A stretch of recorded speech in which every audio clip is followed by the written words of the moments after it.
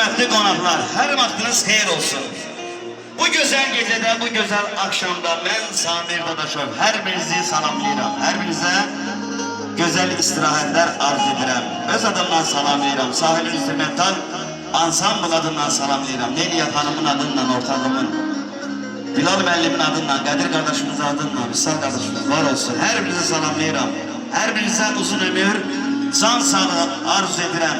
Ədalət atıya göz aydınlığı verirəm. Qudasına göz aydınlığı verirəm. Bu gözəl məclisi ürəkdən bir alqışlayalım. Gözəl insan, zəhmətkeş insan, zəhmətkeş ata, ədalət ata. Allah sənə ömür versin, 100 yaşayasan, nəvə nəticə, kötücə toy görəsən. Biz igidlər diyarındayıq bu günləri, biləsi varımız deyil. Allah hər birimizə uzun ömür, can sağlığı versin. Və bu gözəl məclisdə mən görürəm qazilərimiz də əyləşir. Qazilərimizin mən qarşısında baş əyirəm. Şəhid atalarının qarşısında baş əyirəm. Şəhidlərimizin ruhları qarşısında baş əyirəm. Əskərlərimiz var olsun. Allah əskərlərimizi qorusun. Sağ salamat gəlsin. Onların da bax beləcə toyun görəyim. O ordumuza bir alqışlarınız gəlsin də əskər balalarımıza. Əlləriniz var olsun, gözəl insanlar, gözəl kəndim. Var olun, öpürəm hər birinizə.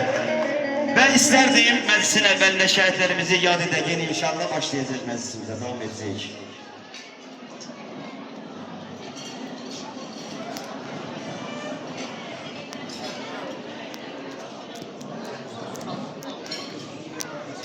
Qaqa keç bir.